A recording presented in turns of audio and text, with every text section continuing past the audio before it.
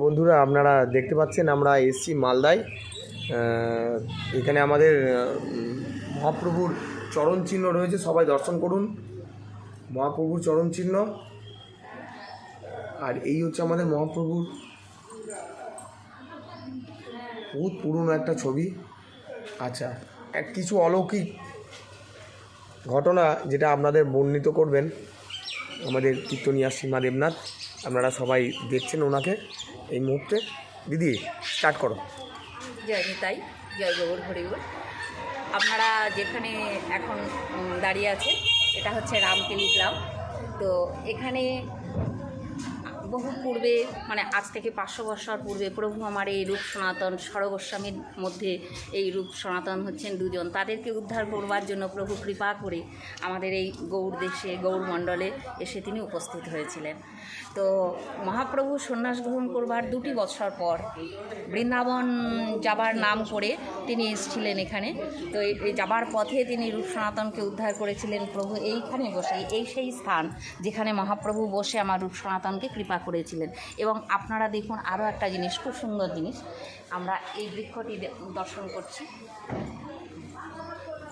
এই যে বৃক্ষটি, যে বৃক্ষ তলে বসে রূপ সনাতনকে প্রভু আমার কৃপা করেছিলেন, তিনি প্রেম দান করেছিলেন। এই সেই বৃক্ষ, একটা অলৌকিক ব্যাপার। এই যে বৃক্ষটি আপনারা দেখতে পাচ্ছেন, এই বৃক্ষের ভিতরে কিন্তু কাষ্ঠল অংশ কোনো কিছুই নেই, পুরোটাই ফাঁপা। আমরা অলৌকিককে বিশ্বাস করি না, আমরা ভাবি ভগবান নেই, ভগবত সত্তাকে আমরা অস্বীকার করি। কিন্তু ঘটনা এটাই যে আমাদের চোখের সামনে এত আমার শ্রী গৌর সুন্দরের কৃপাধন্য এত ভূমি, এত লীলাভূমি তার রয়েছে এবং তার ভক্তদের লীলাস্থলী রয়েছে, যা চোখে দেখেও আমাদের বিশ্বাস হয় না। এটা আমাদের দোষ, এটা আমাদের এটা ভুল। তো আমাদের বিশ্বাস করতেই হবে যে সেই বৃক্ষ যার ভিতরে কোনো কাষ্ঠল অংশ নেই, শুধুমাত্র এই যে দেখছেন বাইরে, অথচ এইভাবে ফুল ফল পাতা বৃক্ষ লতায় পরিপূর্ণ এই বৃক্ষটি, এটা আমার মহাপ্রভু কৃপাধন্য সেই বৃক্ষ।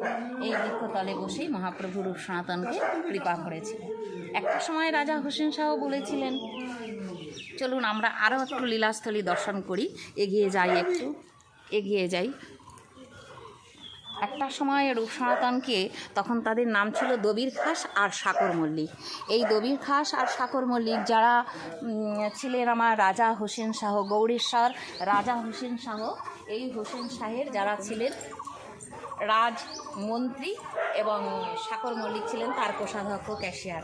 তো তিনি বলেছিলেন যে কেন তোমরা মন দিয়ে এই রাজকার্য করছো না, তোমার মতন মন্ত্রীকে যদি আমরা না পাই তাহলে আমার রাজপাল কী করে চলবে। তো দবির খাস তখন এই কথাটি বলেছিলেন যে দেখুন মহারাজ, হোসেন শাহকে তিনি বলেছিলেন, নবাব, এই জগতের যিনি রাজা তার সন্ধান পেয়ে গেছি। জীবনে 24 ঘন্টা যা আপনার জন্য খেটেছি, একটা দিনে 24 ঘন্টা আপনার জন্য খেটেছি, কিন্তু 1 ঘন্টা সময় বের করে প্রভুর নাম করে আজকে বুঝতে পারলাম যে 23 ঘন্টা যার জন্য খাটলাম তিনি আমাকে প্রাণদণ্ড দিতে পারেন, কিন্তু 1 ঘন্টা, দিনরাত 24 ঘন্টার মধ্যে 1 ঘন্টা আমরা যাকে দিতে পারবো তিনি কিন্তু আমার সমগ্র জীবন নয়, অনন্ত কোটি জন্মের জন্য তিনি আমাদের কথা চিন্তা করবেন। তো তাই সেই প্রভুর নাম গুণগানে আমাদের এই বাকি জীবনটা আমরা কাটাতে চাই। তো সেই জন্য আর আমাদের এই রাজকার্য ভালো লাগে না। তো রাজা হোসেন শাহ তখন বলেছিলেন, তোমরা কোথায় যেতে চাও, কী করতে চাও? আমরা বৃন্দাবন যাব, আর রাধে রাধে বলে, হরি হরি বল বলে, এই রাজ্য পাট, এই সমস্ত বাড়ি ঘর সব কিছু পরিত্যাগ করে আমরা চলে যেতে চাই।